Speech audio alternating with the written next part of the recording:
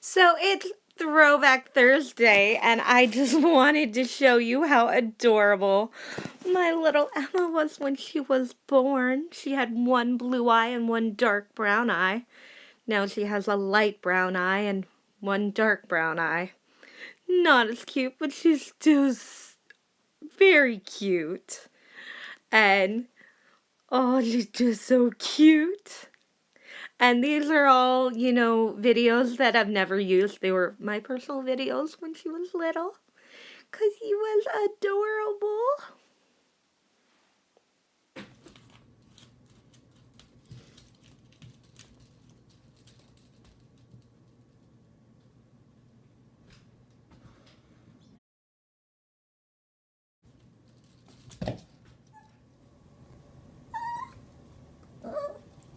How do you still have fleas? I thought we took care of that for you.